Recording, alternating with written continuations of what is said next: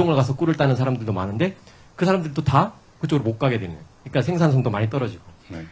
그래서 그런 어떤 양봉하신 분인데 하실 말씀이 정말 많으신 것 같아요. 그만하겠습니다. 아니, 이해합니다. 근데 그 꿀벌 보면 이쁘세요? 네, 사랑스러워요. 제가 그래서 이건 좀 더 알려야겠다. 카페를 차렸어요.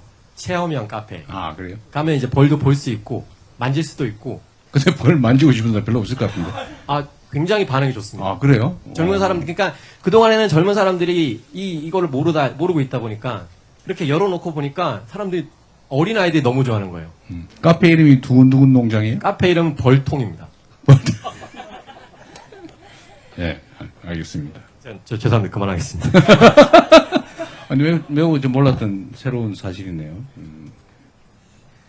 사실 양봉과 관련해가지고 직불금이나 이런 여러 가지 정책들이 검토되고 있습니다. 사실 지원들을 적극적으로 해야 되는 분야는 맞고요. 하여튼, 예, 알겠습니다. 이후에도 소통했으면 좋겠고요.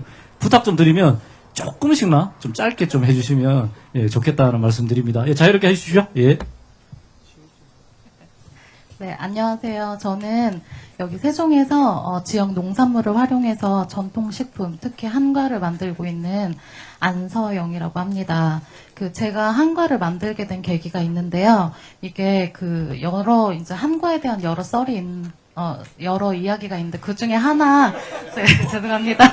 네. 제 마음을 움직였던 게 뭐냐면 요 작은 쌀알들이 모여서 이렇게 큰 한과가 만들어진대요. 그래서 우리나라 사람들은 명절마다 가족들과 한과를 만들면서 그러니까 만들어 먹으면서 가정이 풍성해지라는 의미로 이 한과를 나눠서 먹었다고 합니다. 그래서 저는 이 선조들의 이 정신이 너무 아름답다고 생각을 해서 그거를 지키자는 마음으로 한과를 만들어 왔거든요. 근데 요즘에 이제 서구화된 입맛이나 사실 저도 빵을 굉장히 좋아합니다. 그래서 그런 입맛 때문에 우리 식탁에서 그 전통 먹거리가 자꾸 사라지고 있어요. 그래서 저는 이게 굉장히 안타깝다고 생각을 하고, 하지만 이것은 꼭 우리가 대한민국 사람으로서 이렇게 좀 지켜내가야 하는 그 책임감이 있다고 저는 생각을 합니다. 근데 이런 것들을 강제할 수는 없다고 생각을 해요. 예, 근데 그러다가 제가 이제 그러면은 저희가 이제, 저희 세종한가를 보니까 이제 매년 이렇게 매출이 올라가긴 하더라고요. 작게나마. 예, 그리고 이제 로컬 매장에 저희 한가가 나가 있는데 이 한가를 도대체 어떤 사람들이 구매를 하나 봤더니 저는 어르신들이 구매를 할 줄 알았는데 아이들이 구매를 하는 거예요. 그래서 나중에 보니까 이게 아마 저희 세종시는 굉장히 좀 사례가 좋은 편인데 공공급식에 그 한과가 그리고 전통 먹거리들이 나가고 있습니다. 그래서 제가 듣기로는 이제 그 학교나 아니면은 그 학부모나 뭐 이런 쪽에서는 아이들이 좋아하는 간식이나 아니면 과일 같은 거를 좀 늘려달라라고 해주시는데, 다행히 이제 세종시에서는 그래도 이제 지역 농산물을 활용한 전통 먹거리이기 때문에 이런 것들의 비율을 이렇게 그래도 맞춰주자 하면서 계속 지켜나가지고 계세요. 근데 제가 이 전통을 어떻게 지켜야 되나라고 생각을 했을 때, 저한테는 3살 버릇 80까지 간다라는 속담이 와닿았던 게 뭐냐면, 어렸을 때 자연스럽게 이렇게 익혔던 것들이 평생을 간다고 생각을 하거든요.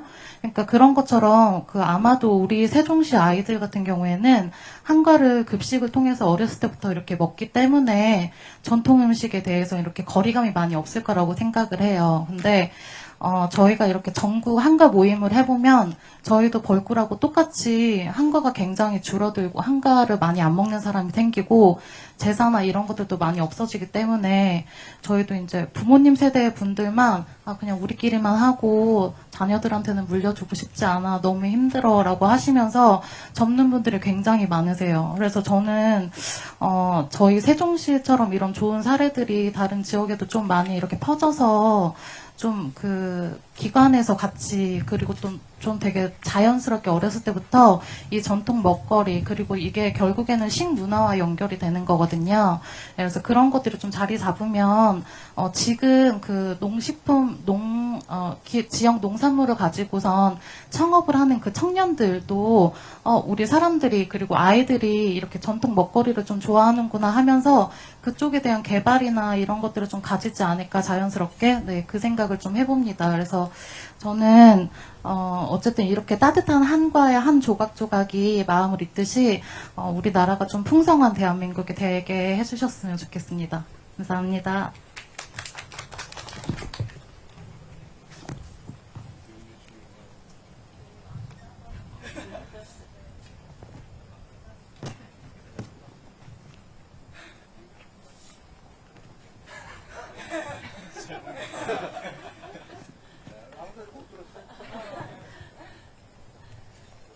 예.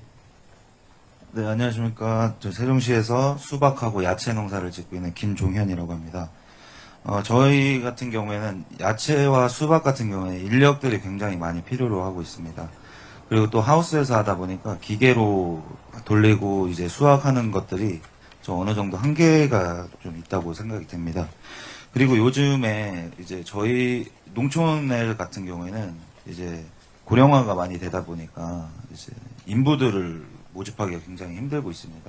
그러다 보니까 당연히 업체들을 많이 선별을 해서 업체에서 이제 일용직 근로자들이 와서 이제 일을 해주시곤 하는데 이제 거의 한국 분들은 거의 농촌으로 오시질 않습니다. 그러다 보니까 외국인 노동자들이 많이 오는데 그 외국인 노동자들이 대부분이 다 불법 체류인 경우가 굉장히 많습니다.